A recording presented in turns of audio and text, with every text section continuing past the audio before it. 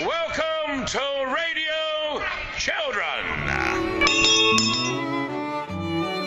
Hello, my name's Jack, and I've come to meet the Children's Commissioner for England with Harry, Hannah, Lotta.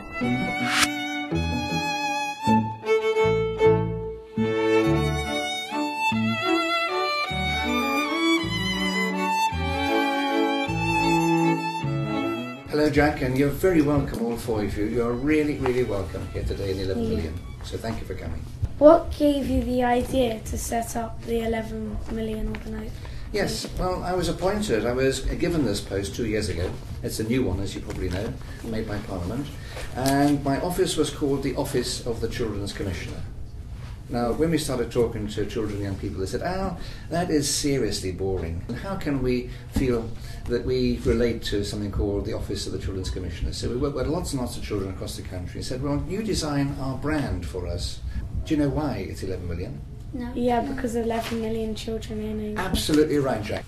And so our goals were, first of all, to set up the office, then second, to start listening to children all over the country. And we've been very, very busy. So how did you become Sir Al? Yes. Well, that's a very interesting question too. You may know the Queen each year gives special prizes to people who have done a lot of good things in their lives.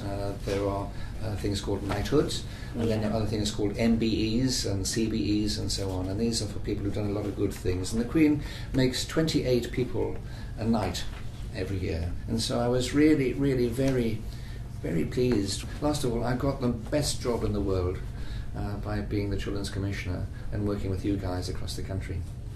I understand you have done a lot on bullying. Yes. Were you ever bullied at school? Yes, I was bullied, and I can tell you about it.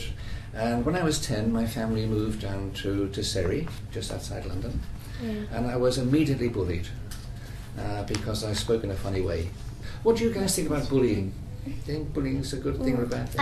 I think It's really bad because it makes the child feel sad. And whoever's bullying the person, what is it going to do to them? Yes. They're bullying the person. They're just being horrible. What's their what's it going to do? So I think we need to ask some question about why bullies are bullies, and very often they're bullies because they've got problems in their own lives. Yeah. So what would you do if you saw a child being hit, being bullied in your playground? You're a bystander. What would you do? I would probably tell the teacher, and she'd hopefully sort it out. Yes. That's The right. bully might be told off. But I do think that understanding what it's like to be a different colour, have a different accent, to be disabled, try to really understand. I hear some horrible stories from children who are in wheelchairs, for example. I do. That's a bit like racist to do that. Exactly. And it's bad because, So we have to understand each other much more. I think there's a really important need for that. What age groups are you most interested in? Yeah, that's a really good question, Harry.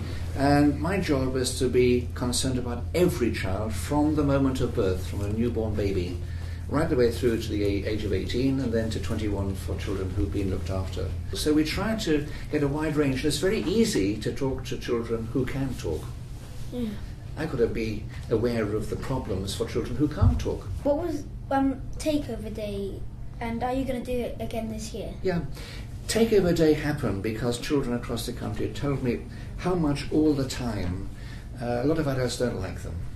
And we made adults think, perhaps for the first time, about how they were thinking about children and what they could do to make sure they could do the best for them. You know, you are the most important people in the world because you, before long, will be the mums and dads, the teachers, the doctors, etc. in the future. And we've got to look after you and make sure you are given all the things you need to grow up healthy and strong. And so if we made adults think about that, then we've been very successful.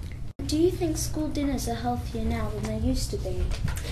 I think it's a bit patchy, I have to say. I can tell you, at school dinner in my day, it wasn't particularly nice. Something called tapioca pudding. You don't ever see tapioca now. It's really disgusting stuff to eat.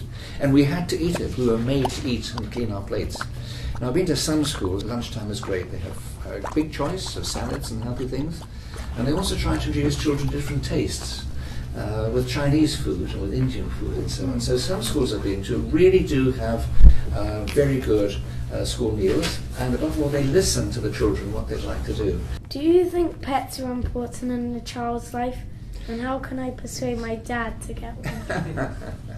I think pets can be very, very important because, you know, I think the physical contact with a pet can be very, very important for children. Do you think that the things that made our parents happy are very different from those that make children happy today? That's another really good question, Hannah. I think it is different today to when I was young. You see, when I was young, there was a very real threat of a very nasty war between Russia and America and the West. It was called the Cold War. You know, the real possibility there could be a serious war at any time. It made us feel really quite unsafe. Now we don't have that prospect at the minute, which is really very good. What is different today is you've got so many things you could do. You've got the internet, you've got fantastic toys to play with. You know, I've got in my attic upstairs a box of all the toys I had when I was a boy. And there was a set of dinky toys and a Hornby train set. That was all I had. Now my grandchildren got every toy you could want. They got iPods, they got computers, and so on. I'm not sure it necessarily makes them any happier. You know, when I was a lad, I used to walk to school. It was 2 miles each way. It used to take me half an hour or so to walk to school. You know, can I just tell you, a lot of 11-year-olds have never been to a park by themselves. A lot of them have never been to a shop by themselves. What are you working on in changing the government at the moment? Right, well, we're working with all the other commissioners in the UK. There's one in Scotland and Wales, Northern Ireland, as well as me. There's 4 of us. And there's something called the United Nations Convention on the Rights of the Child, which our government has signed up to give you guys rights in society.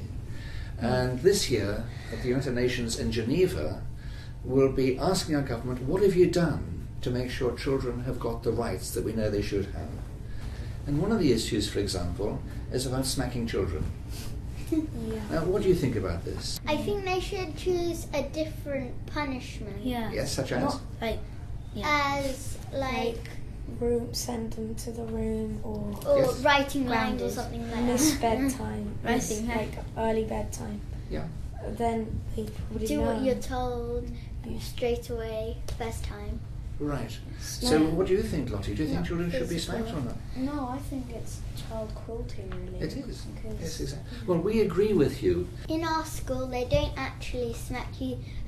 Well, in Please to get there. in year 6 and year 5, Yeah. they have sensationals in this danger zone. It's So really if you're good. naughty, Yes. you go on danger zone, and then if you get a tick on danger zone, you miss one of your playtimes. Right. Then if you get a tick and a cross on danger zone, then you go to the headmaster, but he doesn't do physical things. Well, I'm very pleased to hear that because it's actually illegal for teachers to hit children. But do you think that children should be disciplined? Do you think children should be brought up to know what they can and what they can't do? Yes.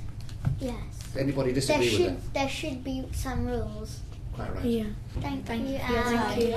Okay, well, thank you. Look, you've asked some really, really good questions and you're real experts in this. Can I ask you a question? Yeah.